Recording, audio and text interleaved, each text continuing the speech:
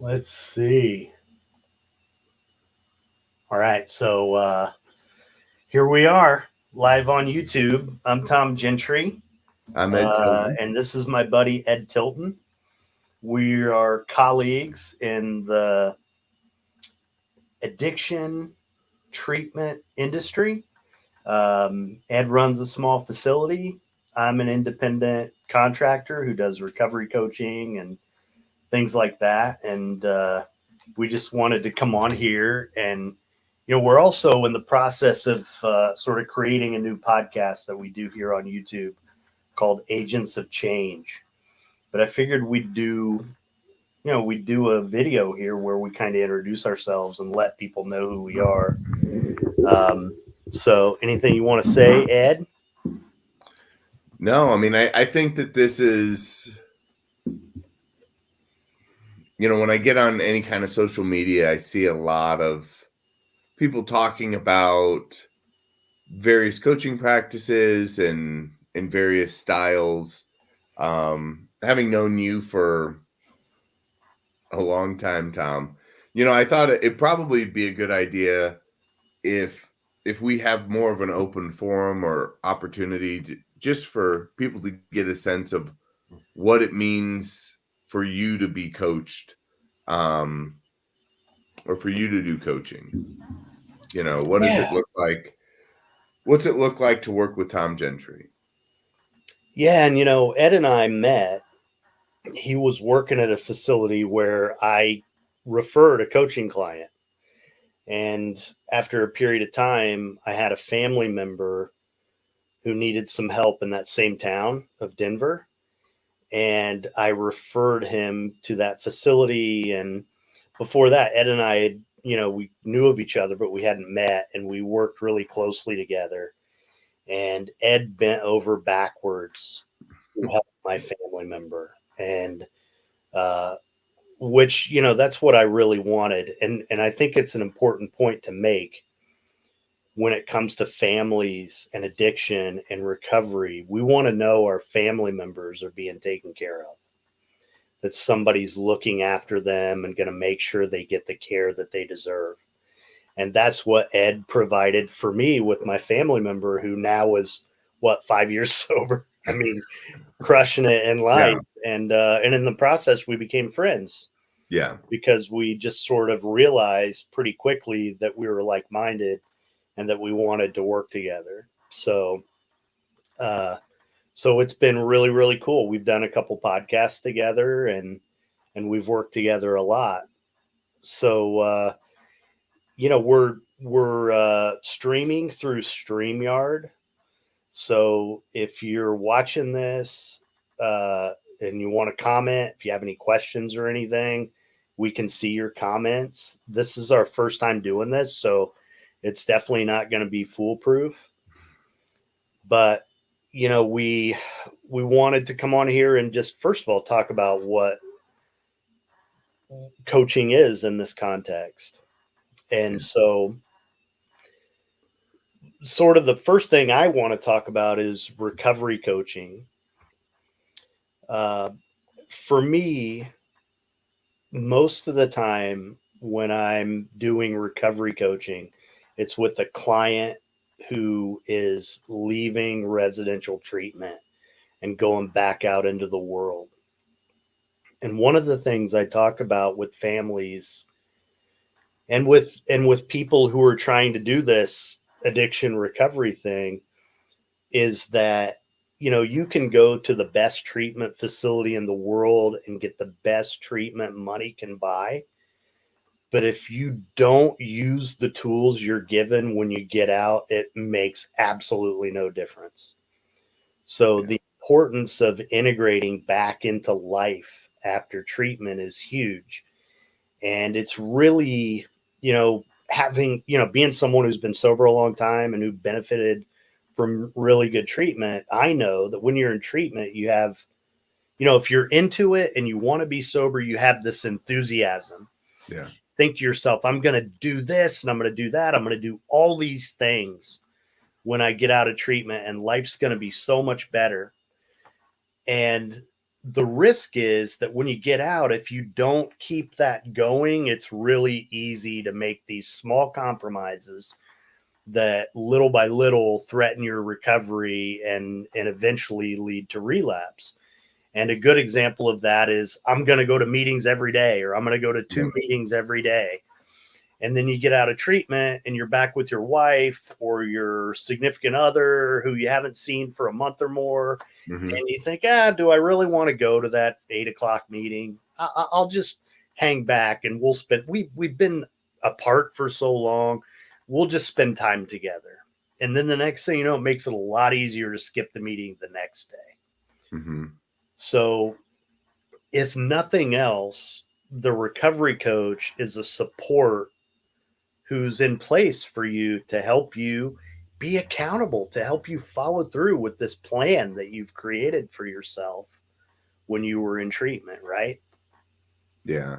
I think that the thing that I've seen you really help with um, is, when folks come out of treatment, they're going back to their most important relationships that are always the most complicated, and so there's a lot of, and you touched on it just now, but there's a lot of desire to be different, to be better, to move or act in a particular way.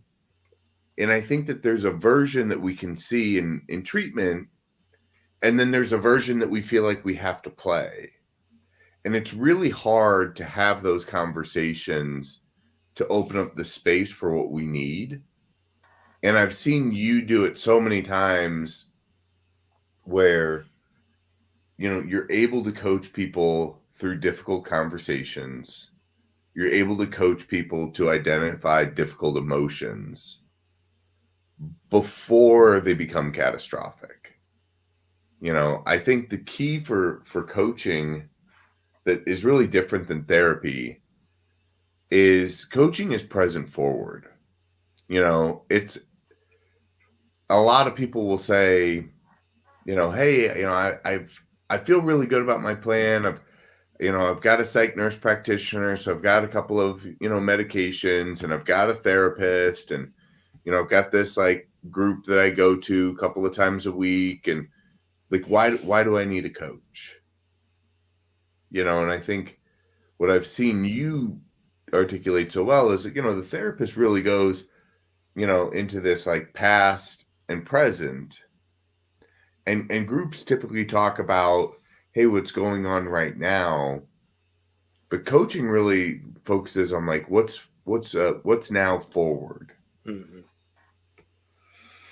Yeah, that's a really good point, because one of the distinctions that I make a lot with clients and families about coaching versus therapy Hmm. is the availability is different. A therapist, you see them once, maybe twice a week, but you have their phone number, but they're not taking your calls. Yeah. So when you're in crisis, you don't have somebody there in the moment to talk to. But as a coach, what I want to do with my clients is get them in the habit of calling me when they're having a difficult time, Right. when they're triggered, and a lot of times, for one of the ways it works out is, say you're a guy who's married and has young kids, Hmm. you're going to work all day and you deal with that stress all day. And then you come home to a spouse who may or may not have worked all day, but you've been apart all day, and they may be taking care of toddlers Hmm. right at that time of day when you're getting ready for dinner, and then you got to get them bathed. And there's a lot of stress, right? Yeah. So as that guy is going from one stressful environment into another. So what I'm able to do, if this is what works well for them, is talk to them in between. Right. So help them sort of process how their day went, and then get them on a solid foundation to go into the evening, kind of get them in the right frame of mind. And then one of the things that's really hard for people in early recovery post treatment Hmm. is to articulate their needs with the people they love. Yeah. Like for that guy to go home and say, listen, I've had a really hard day. I just need to have 10 minutes to myself before I come out and help you with the kids, whatever it is. Right. But, part of it is that when you leave to go to treatment, you feel really guilty. You feel like you've abandoned your family.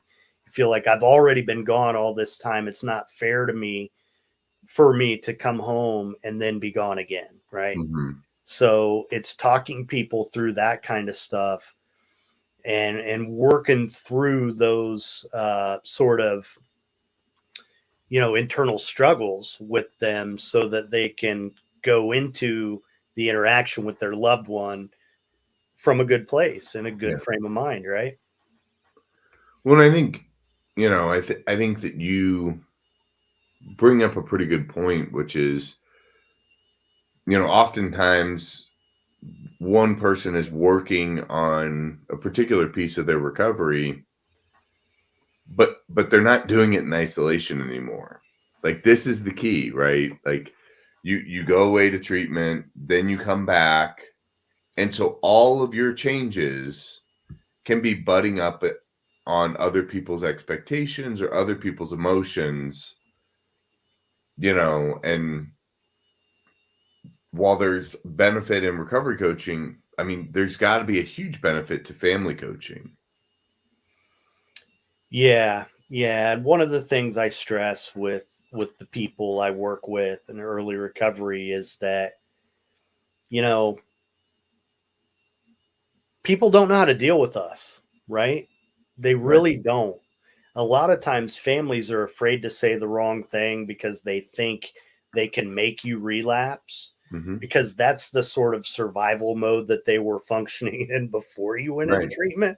And so for them, it's making that transition from they've been responding in unhealthy ways. They need to learn how to respond in healthy ways.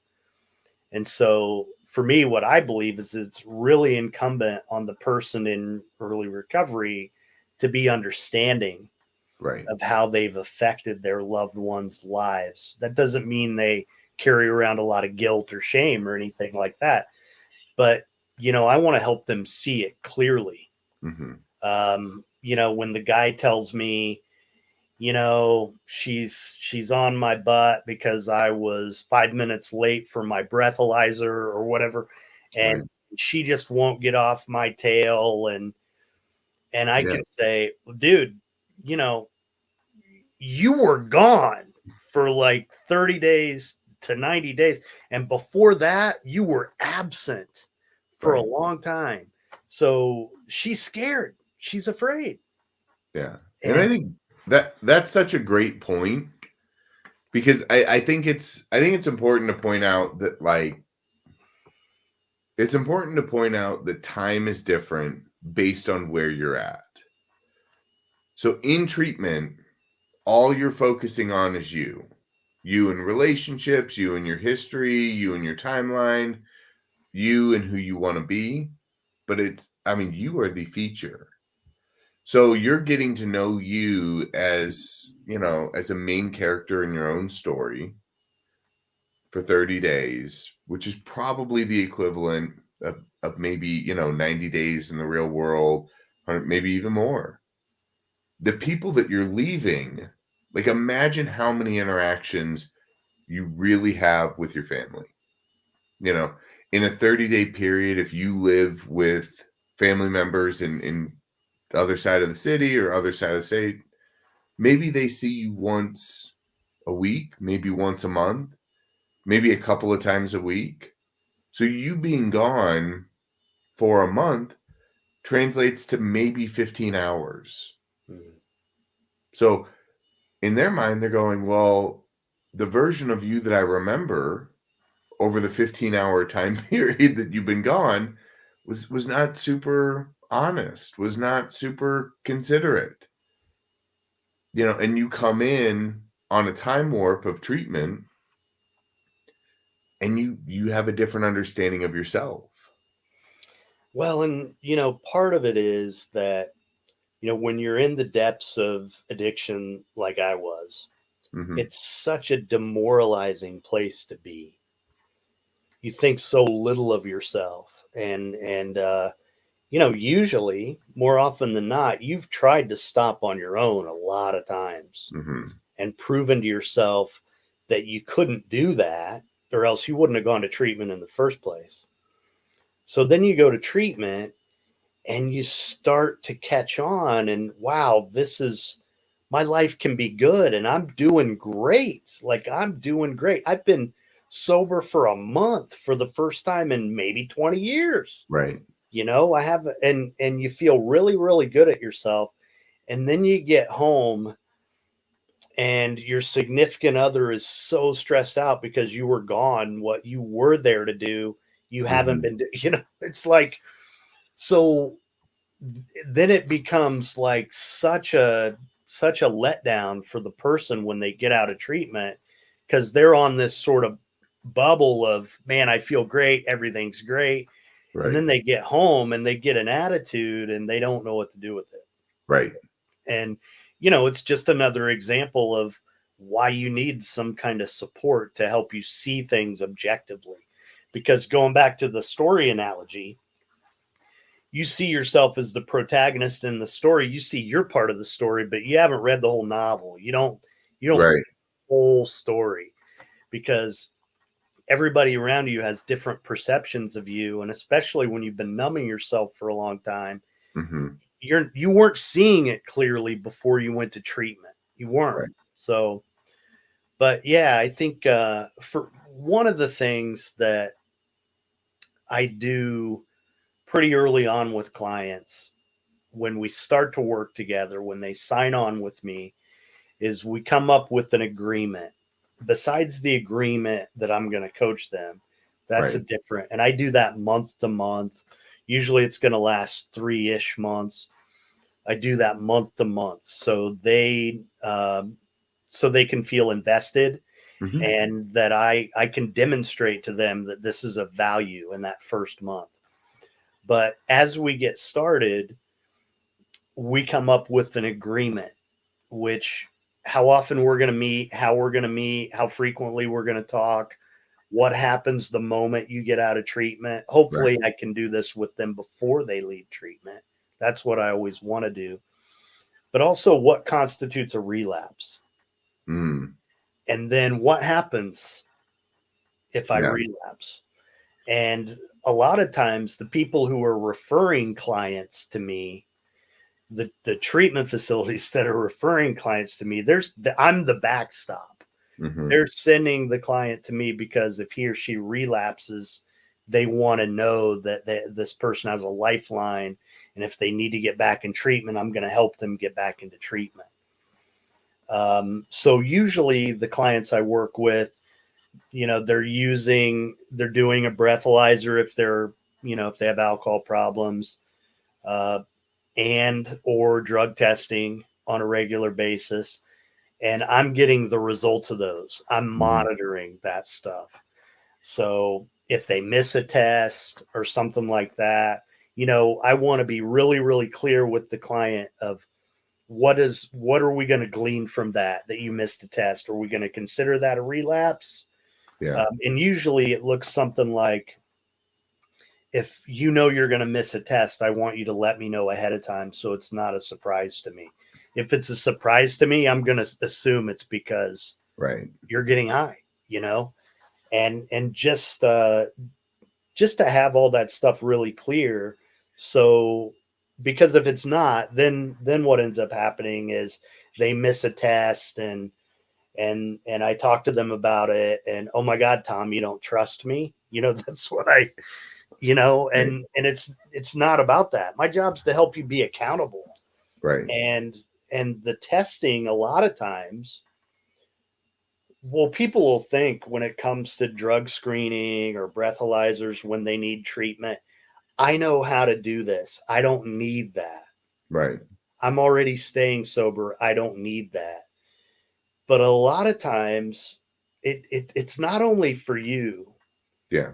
it's for the people around you who are afraid. Mhm. In the short term, that's the benefit. But also, there's this period of time in early recovery once you leave treatment of, you're sort of on this cloud when you're in treatment and you're into it and you're Mhm. enjoying it. And then you go home, you're excited about going home.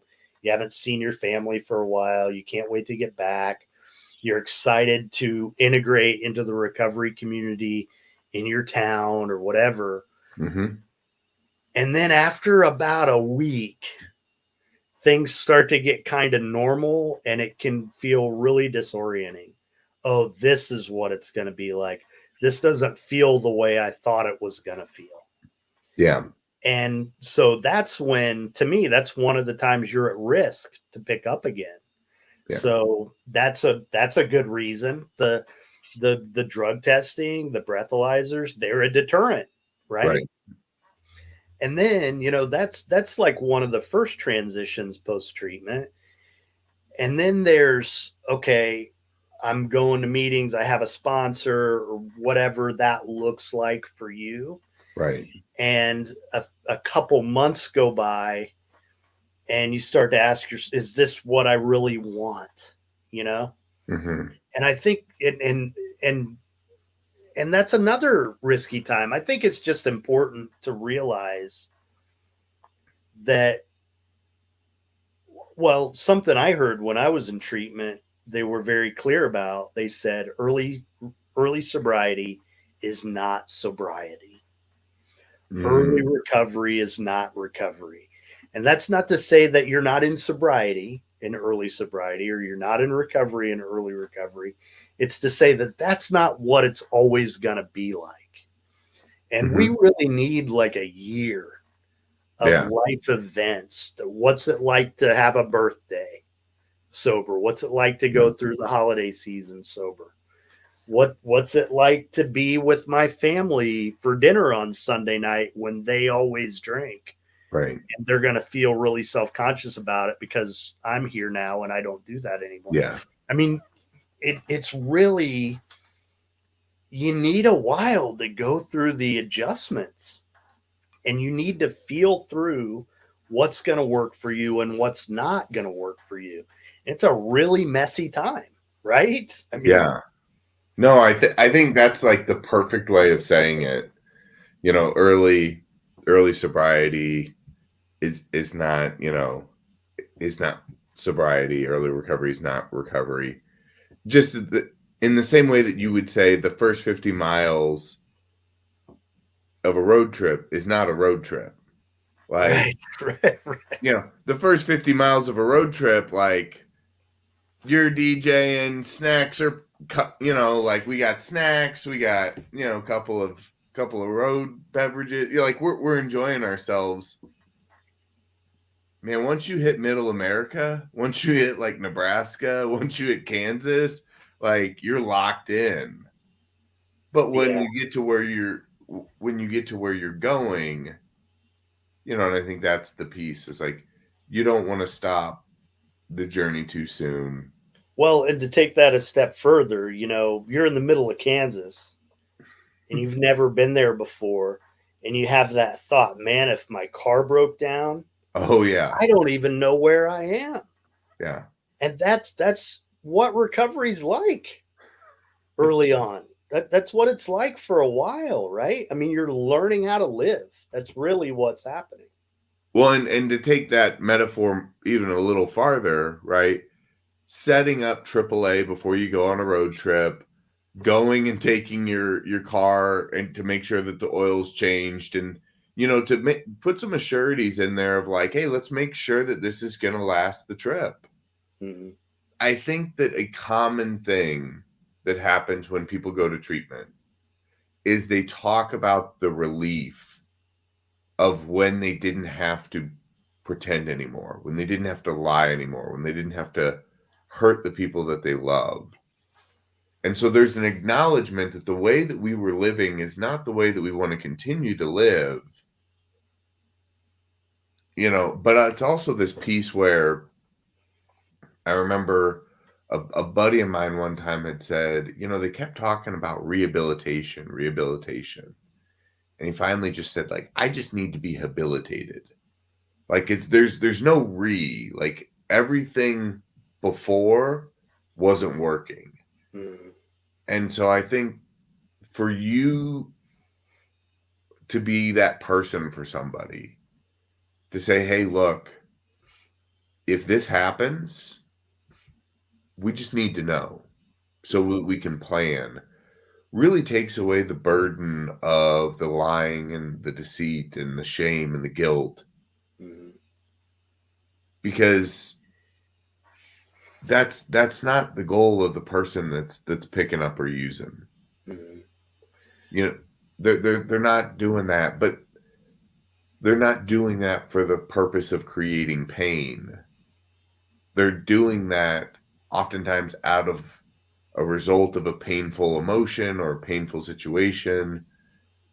Mm-hmm. And if they can pick up the phone and call somebody like yourself to coach them through what feels like an eternity, but is really a couple of minutes, it's really, hey, I know that when I get off work, this is typically when it happens.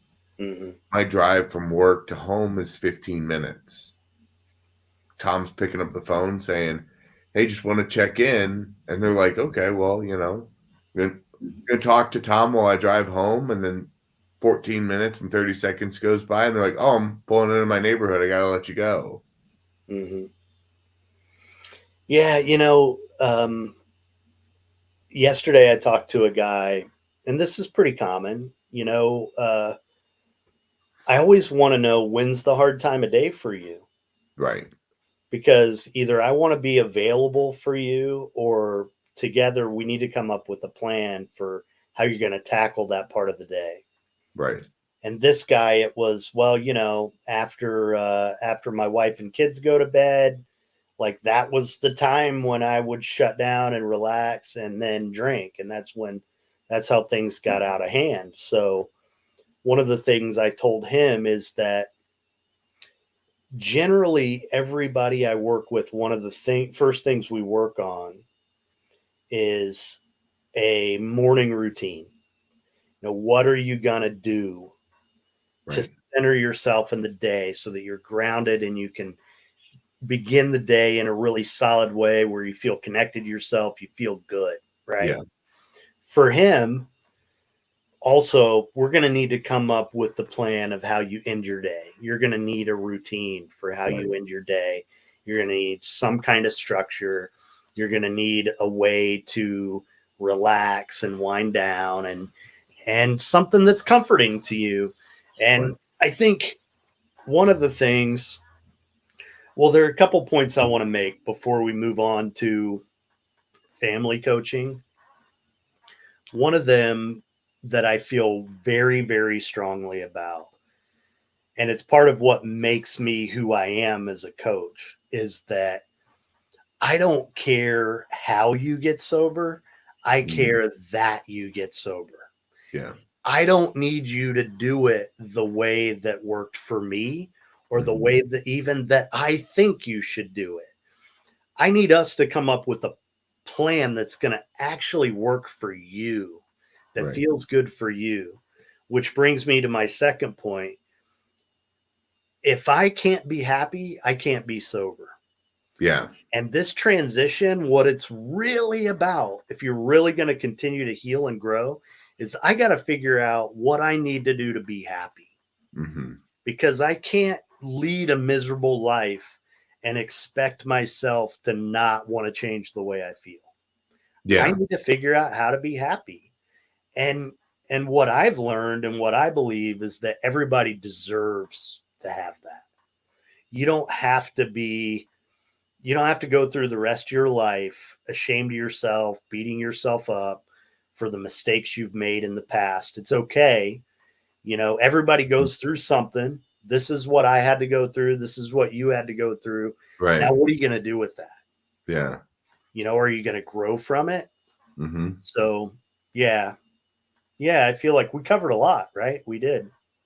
Yeah, I mean, I'm excited that we're gonna keep doing these. I know that there's gonna be a lot of families out there this resonates with, and that they're going to be worried to connect with you, or worried to take that next step.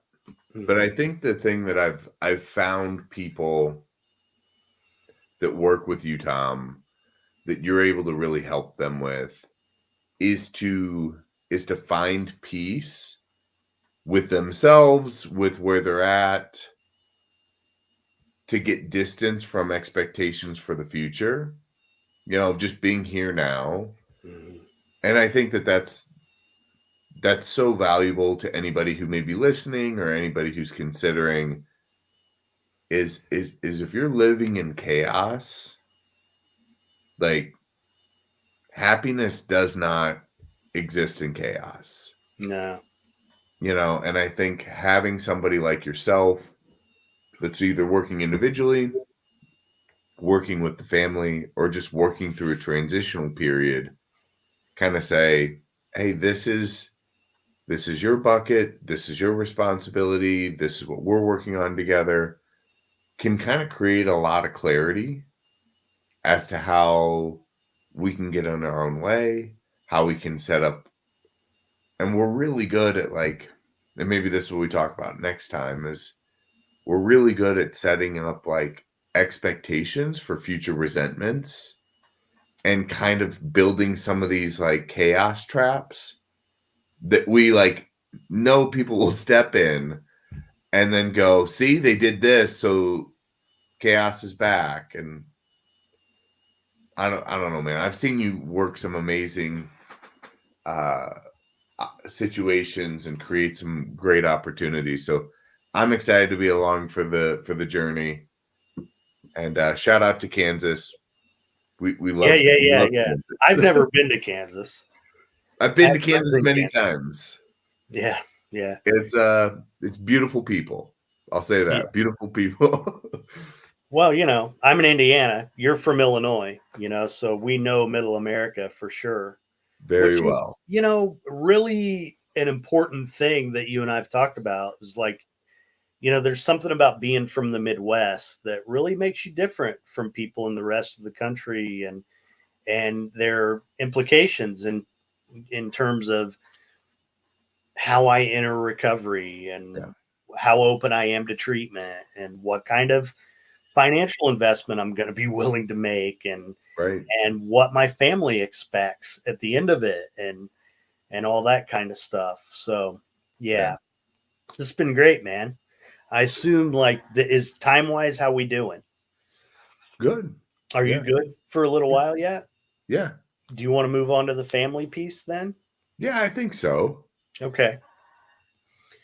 Well, one of the conclusions that I've drawn over the years, uh, I'm someone who's worked in the treatment industry for at this point over 25 years. I know a lot of interventionists, Yeah.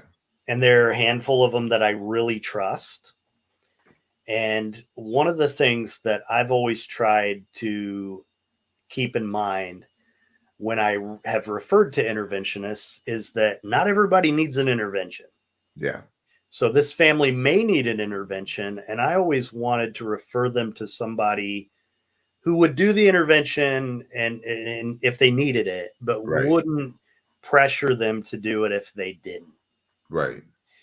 And over the years, what I realized is, and I guess I already knew, people, a lot of times people need help, but they don't need a full on intervention. So, what I started to do back around 2019 is coach families where what I tell them is I do everything up to, but not including an intervention. Yeah. And if I, determine or believe that you need an intervention, Mhm. I will refer you to an interventionist who I think will work well with your family Yeah. and who I trust. But what I do, and this, if you're a family member who's looking for treatment services for a loved one and you Google it, who knows what you're going to get. Yeah. But here's what I know you're going to get If you get a phone number where you call somebody and you tell them what's going on with your family member, they're going to say, "This is the place. You need to get them here. This is Yeah. the place," right? Yeah. Because that's their job. That's their Right. job, to get people in treatment. But, as someone who's trained as a counselor like you are, Mhm. my job is to help people get the help they need, Right. not my help, Right. the help they need. So, if they're open to doing family coaching with me, Yeah. I know the terrain. Usually, if they tell me a little bit about what's going on with the family member, what they're like, and what resources we have available to Right. obtain care, I have a pretty good idea of two or three places that would be really good for them. Mhm. Because this treatment facilities, they kind of all have their own identity. Mhm. And I want to pick the treatment facility based on if I think the person's going to do well there. Right. Like a really sort of extreme example is, I had a client who really loves to fish. Right. Well, I sent him to a facility. They had the kind of resources to go to a facility where they have like a counselor who takes them fishing all the time Right. and does experiential work like that. And it was a slam dunk. I mean, it worked really well for this guy. And like I said, that's kind of extreme, but I want to send somebody first of all where if I don't know the staff personally, I at Right. least have somebody there who I can contact if there's a problem, who will answer the phone when I call. So if the family calls me on a Friday night at 9 o'clock and says, "Hey, my son or daughter says Yeah. that this crazy stuff's going on. What's the story?" I can get an answer for them. Yeah. And usually it's they're blowing something out of proportion, but not always, right? Yeah. Um, but yeah, I mean, people just need help. They don't know what to do in these situations. And so, what I do, rather than asking them to go to the expense of hiring an interventionist or some sort of professional that's going to charge them thousands of dollars and expect some sort of commitment from them, I just ask them to pay me a small retainer that covers 4 hours of Mhm. my time. And I tell them if that 4 hours is all you need, fantastic. If you feel like I'm really helping you and you want more of what I have to offer, then I'll send you another invoice for another 4 hours. Yeah. And it's not an enormous investment. It's a fair price for me for my time, and it also, it's a lot easier than writing a check for somewhere between $5,000 and $25,000 for an right. I mean, Right. it gets when you get the interventionists who really are good and really know what they're doing, who I trust, they're expensive. They Yeah. are most of the time. They're not cheap. Well, So I think there's a big piece that you're highlighting, which is you intervene on various thoughts or concerns or barriers or but the act of an intervention is very different. And sometimes you just need a couple of turns in how we're looking at this to get everybody facing in the right direction. And oftentimes, because the person that's struggling really doesn't want to keep up this act, mhm, sometimes they're like one or two conversations away from just having a family member say, "Hey, we know you're struggling. We've had a conversation with some people. We have this all set up. It's available if you want to go." And they're like, "Oh, the thing that's been keeping me from like asking you is I don't want to burden you with the money." right, You know, right, and and I think that it's such a because I think it allows the family the opportunity to then support in a way that feels natural, but then also work with a coach and really reset some boundaries, reset some expectations. Because I've seen on the opposite side, and this is not against certain interventionists are amazing. Many of them are great at what they do, but I have seen, unfortunately, a lot of bad players where they go in and they blow up the whole family system. The family says, we didn't feel great about that at all. Like we, it wasn't the right model because they didn't know the family. They didn't know the person that's suffering. And like, was it a success? Maybe by definition, the person went to treatment. But is that person that's in treatment hot, mad, and not taking phone calls and planning their escape route, and the family's upset? And Yeah, it brings to mind a case that I talked to you about a while back where, I had one client who I was working with who, asked me to talk to a friend of his who he had met at one point in treatment right, and who needed to go back. And he actually connected me with this guy's mom. And she starts telling me about, well, we had this intervention and this is what happened. It was a big mess. And I almost hate to ask, but I asked, do you mind telling me who this was? And she told mhm, me, and it wasn't someone who I would have expected to be a total knucklehead with the situation. It's someone who I've known for a really long time and didn't know him as an interventionist, but they charged this family a lot of money to do an interventionist that didn't do an intervention that did not go well at all. It was a mess. And the right, guy was, they paid him like more than $10,000. Like it was a disaster. mhm, So you really kind of just don't know what you're going to get, you know? yeah, And that's what I like about just charging them a little bit at a time. Because, if you don't feel like you're getting value out of this, we can just stop. It's not a big deal. But, you know, you brought up a good point about having everything ready for the person to go to treatment when that conversation takes place. Because so here's kind of the difference between working with me to go through this and what right, might happen if you don't. Okay. So usually, my son has a drug problem. I'm scared to death. I don't think he wants to stop. Every time I've tried to talk to him, he right, stonewalled me.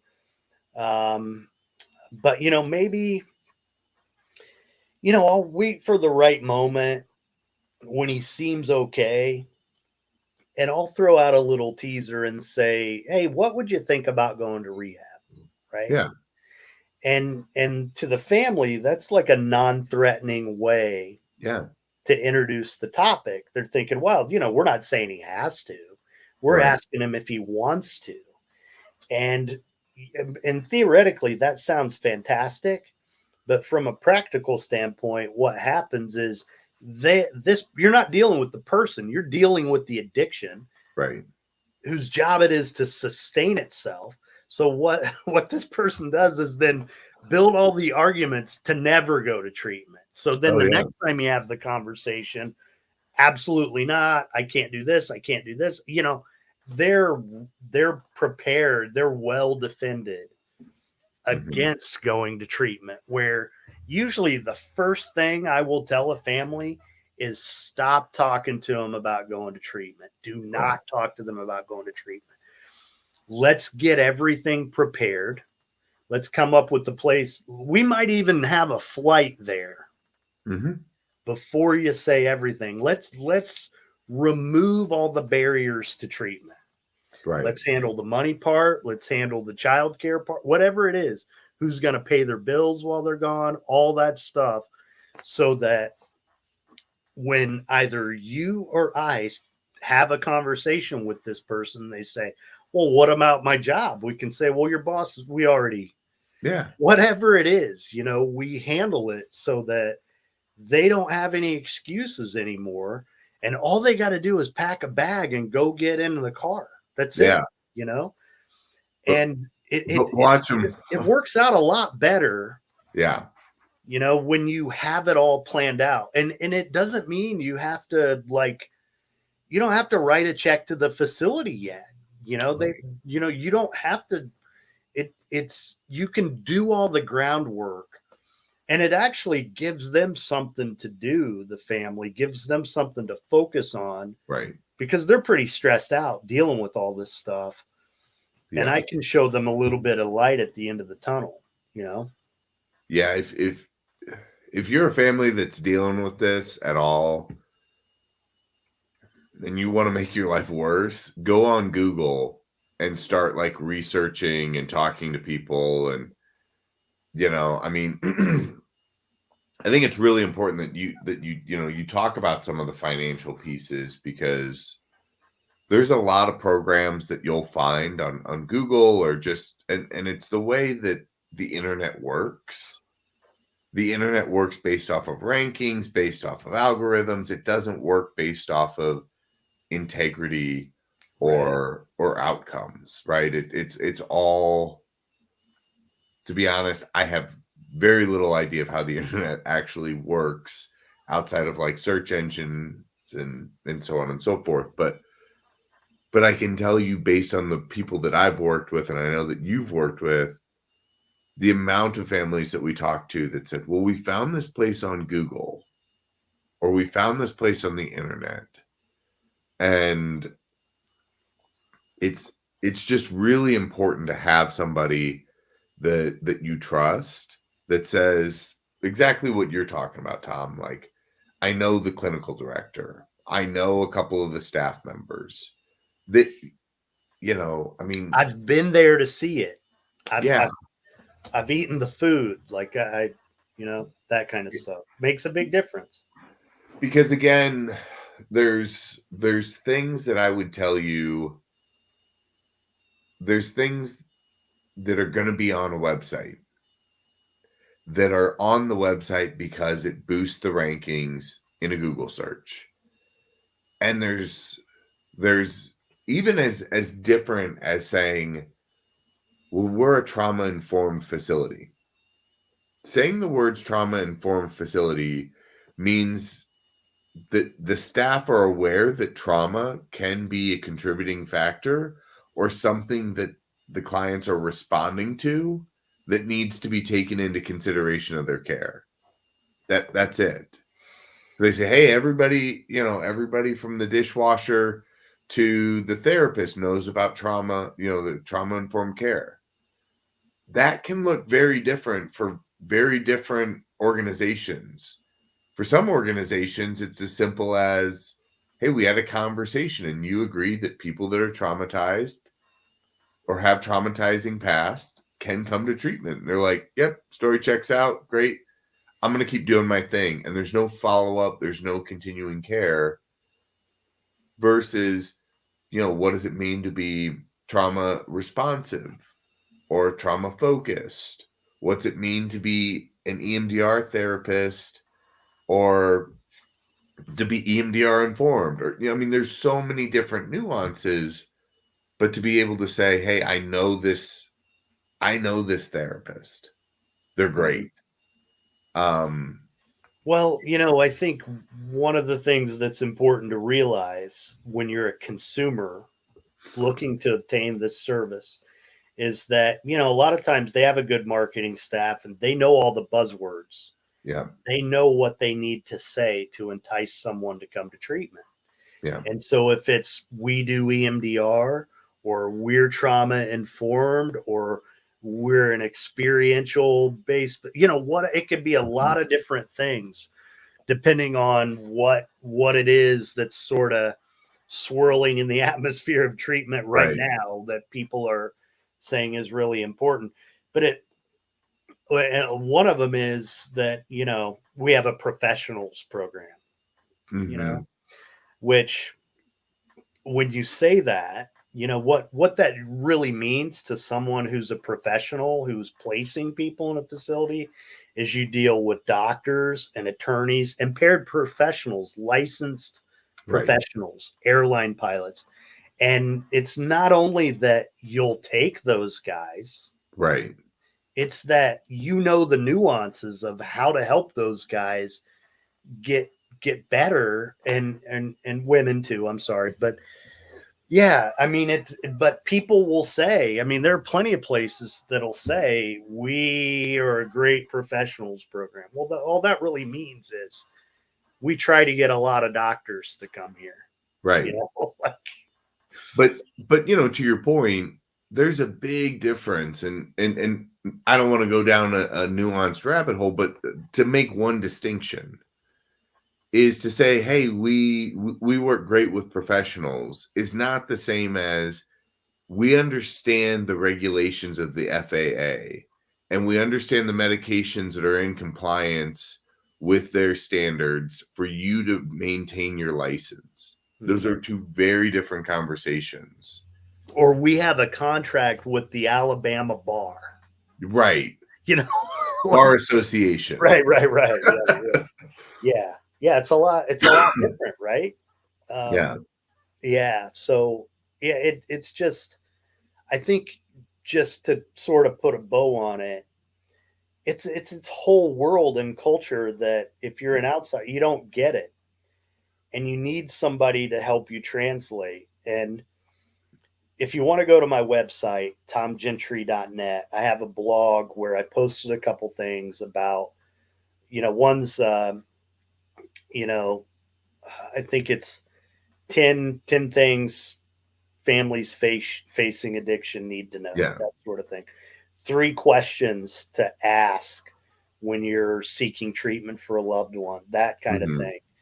And the one I'll end this part of our conversation with is this. In our culture, one of the things that we hear about addiction is that the person has to want it to get better. Yeah. They have to want it. And you and I will hear families say, well, I'll get them treatment, but I need to know they really want to stop first. Well, you know what? Nobody ever wants to stop. Right. Nobody ever wants to go to treatment. They might be demoralized enough to give up, but Right. not always.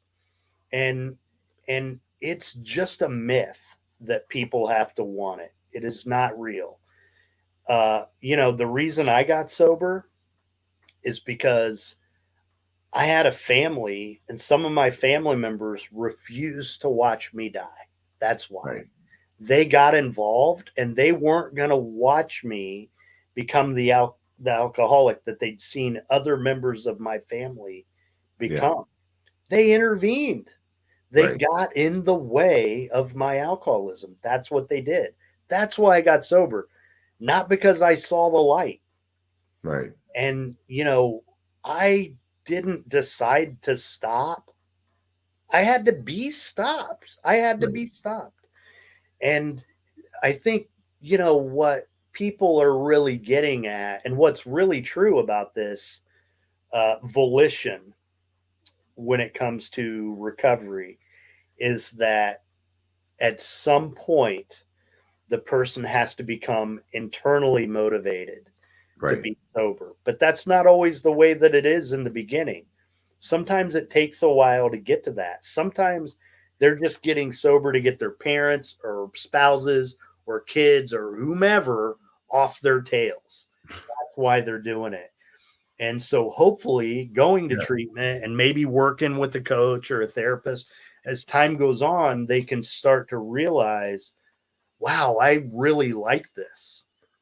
This is what I Yeah. want. But, it's just unrealistic to expect someone in active addiction to want to be sober. It's just not real.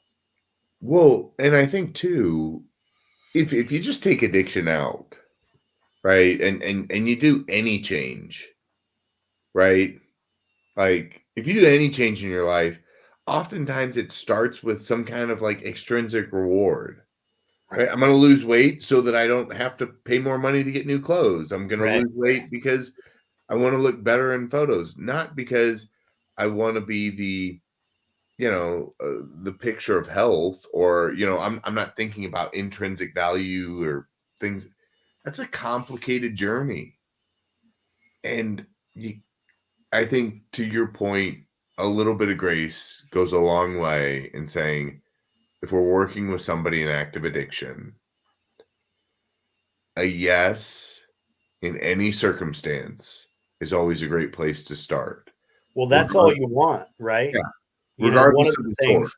that I was actually sitting in on an intervention for a family member who I helped Yeah, orchestrate a couple years ago, and I knew not to try to do it myself, but I brought in a colleague, yeah, and one of the things that happened is, we're sitting there for a couple hours. He says yes, and his wife's saying, "But what about this? What about that?" And I'm like, "He said yes.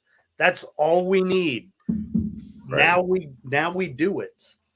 right, It's like any other kind of sales. When you get the yes, you shut up, right? Like, right.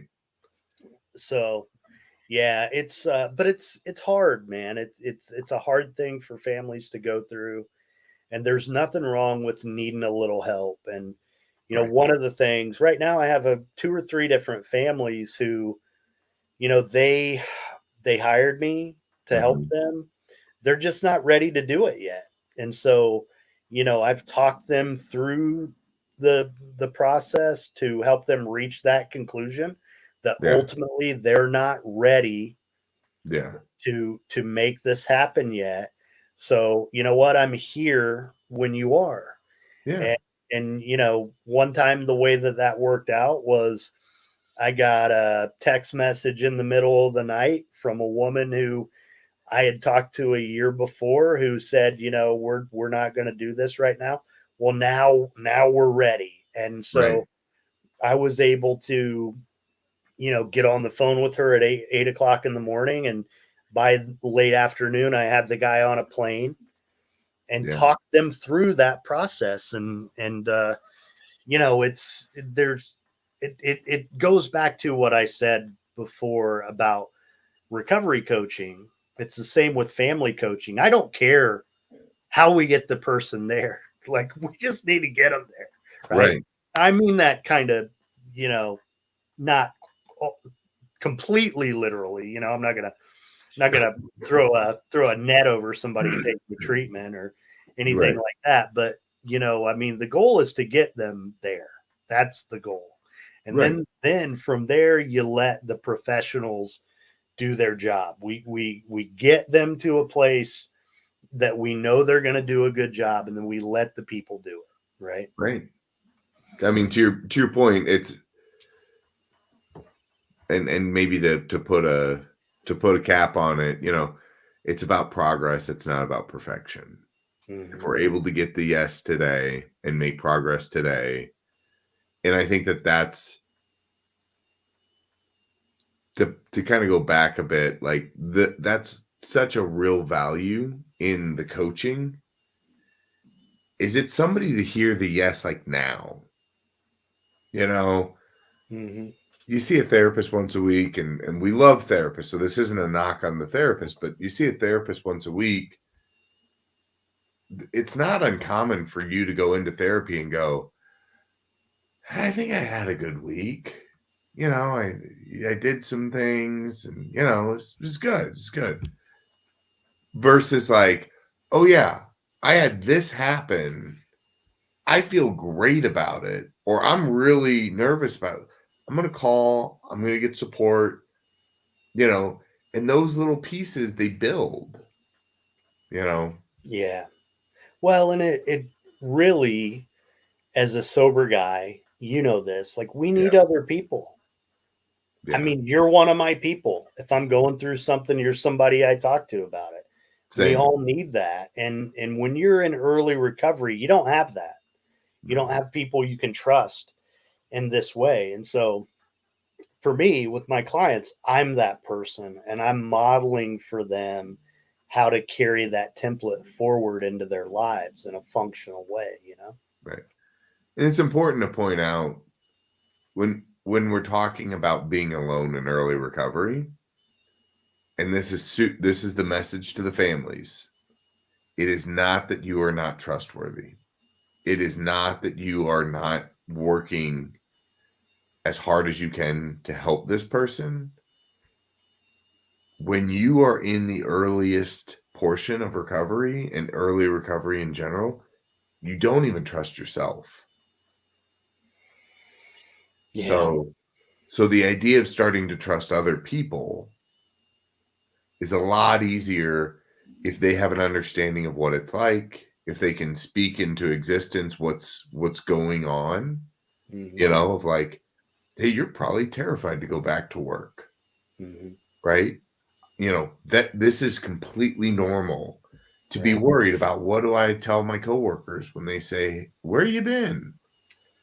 It's another benefit of, that's the kind of stuff I talk to people about. What are you going to say?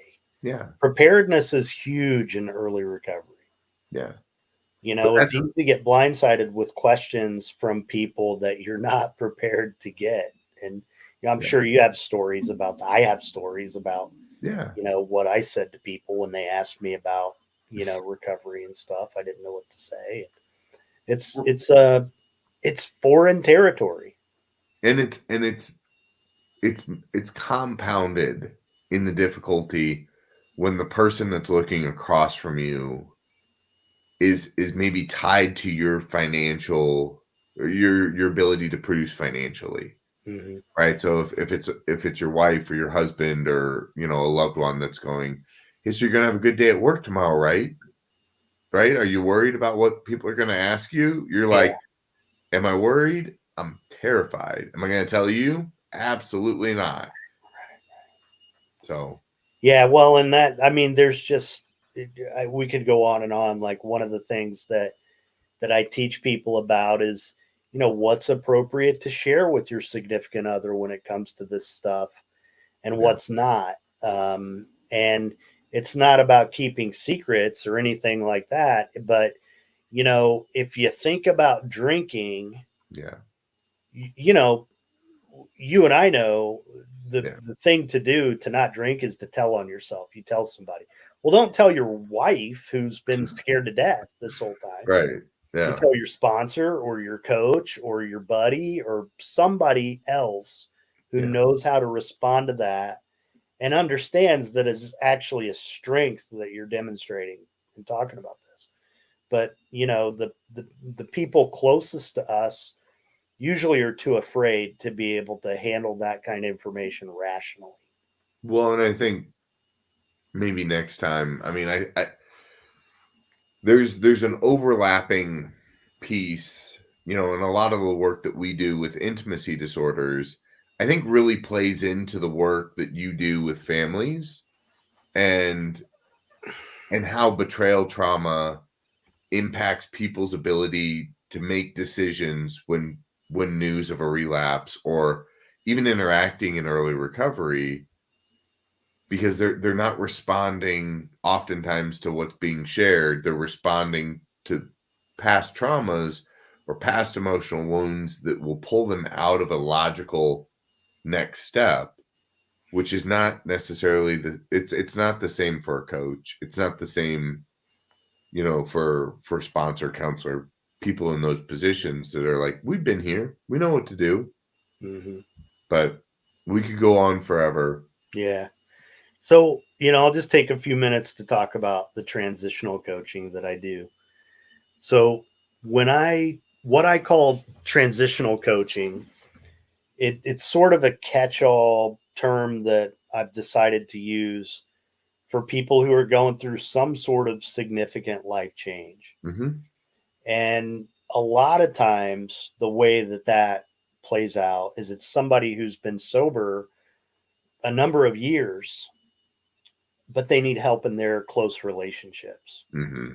or they're having a lot of difficulty at work, or something like that. Hmm. Or a lot of times, this is one I know you hear. They just kind of feel dead inside, Yeah. and they know that they can stay sober now, but sooner or later, if they don't do something about this, Mhm. so then we start working on that kind of stuff. And all the work that I do, recovery coaching, transitional coaching, I try to look at everything through the lens of one's relationship with him or herself, you know, and being able to be comfortable in that relationship. And then it's sort of, then it makes you more effective in all the other relationships. And a lot of times it's, what's your relationship with your emotions? Right. How do you deal with that stuff? Are you able to tolerate the emotional distress that you're going through, or have you found a more socially acceptable way to numb yourself that doesn't include alcohol or drugs? Because that's what happens a lot of Mhm. times, right? We just move to workaholism or sleeping with as many women as we, what, Mhm. people do this stuff. Porn addiction, gambling. I mean, sooner or later we have to figure out how to be comfortable just being who we are without changing the way we feel. Yeah. And the recovery from the substance use, that's the emergency room, right? Like, Right. and a lot of times the people who I work with doing transitional coaching, they're people who are going through a divorce, Yeah. and they don't ever want to make that same mistake that they made by essentially losing themselves in a relationship and then Mhm. not being able to sustain it, you know?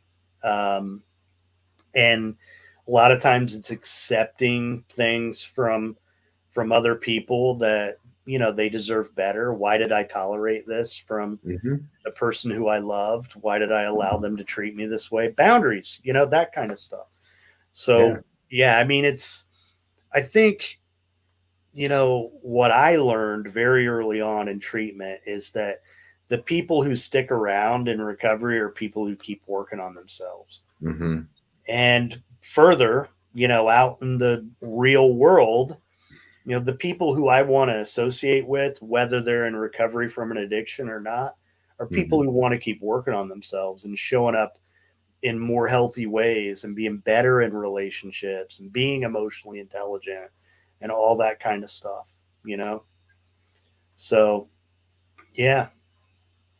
I mean, I think I think the world I think a lot of people in the world need transitional coaching. Um yeah, and I think it's important what you just highlighted, which is you don't need to be in recovery from an addiction to get support transitionally between two different things. Well, one of the things you realize, yeah, hopefully, when Right. you're in recovery is, I didn't know what I was doing. I mean, I really didn't know what I was doing. I had to figure out what to do in Right. life because I didn't know what I was doing. Then after a while, if you keep growing, you realize, wow, nobody knows what Right. they're doing. Even people who aren't alcoholics, like they don't know what they're doing either. Yeah. None of us know what we're doing. We're all winging it. And Right. all of us can benefit from having somebody else to trust Mhm. and to talk through things with. And it's the same way with transitional coaching that I handle recovery coaching and there's no huge commitment, you Right. know. Let's start with a month and get into some kind of routine and develop a relationship and then see if you're getting value from this. And if you are, we keep going. And when you're not, we can either dial back the interactions and not interact so frequently, or not do it anymore, whatever. Right. I mean, I want the people I work with to find value in what we're doing together. Yeah. I mean, I mean, that's probably your tagline right there. You know, that there's value in this and Right. that you see the value. Well, and I want them to see the value. Yeah. I don't need them to just think it's valuable because I said so, right? Right. And I think a lot of this is a difference, a Yeah. differentiator between me and other people who do this. I don't ask people to make a 3-month commitment and pay it all up front, or 6 months. And a lot of people do, because they want to be able to rely on having that income, and Right. know that the person's committed. Well, part of it is I don't want to work with somebody who doesn't want to work with me. So Right. I don't want to feel obligated to keep working with somebody who's not doing it. Right. Right. And so what I do, I charge a little bit more for month one than I do month two, because sometimes people don't stick around. And, the beginning of it is a lot more work than it Yeah. is a month down the road, 2 months down the road. So I try to make it fair, but, have an ongoing Mhm. conversation about, are you finding value in this? And if you're not, what do we need to change so Right. that you do find value in this? And it kind of goes back to, I don't need you to do it my way. I need you to do it the way that's going to work for you. And I want to help you find that. Right. Yeah. So I appreciate you spending all this time with me. Oh, yeah. Anything I didn't cover? I know we haven't even talked about groups, which we'll have to talk about that another time. But Yeah. something else that I do, and one of the things I've been talking about and considering is starting a recovery coaching group Yeah. for people who might not want to invest as much as it would cost them to do individual coaching, but Mhm. they might be willing to attend a group once a week where with other people who want that kind of support. And I really try to focus with people on, what do I need to do to make sure this never happens again. Right. That's something I didn't mention before, but you know one of the things that I did right as a person getting sober is, I had this determination that I'm Mhm. going to do this right so I never have to do this again. I Right. didn't ever want to go through this again. And that sort of became my mantra. Yeah. I'm going to do this right this time so I never have to do this again. Right. And let's do that. Whatever that is, let's figure out what that is, and Yeah. let's do that so that you don't ever have to find yourself in this position again. That's what I want. Exactly. So, anyway, you're great, dude. I love you. Love you too, buddy. I don't know if we've had a single viewer this whole time, but we may have. I can see up in the corner it says 0, but whatever. I'll post it on there, and Yeah. we'll share this in clips too. But I Yeah. appreciate your help, man, always. And I guess we'll say goodbye to the crowd or the non-crowd, whatever. Right. Yeah. All right, It's been folks. great. Have a great day. You too. Bye-bye.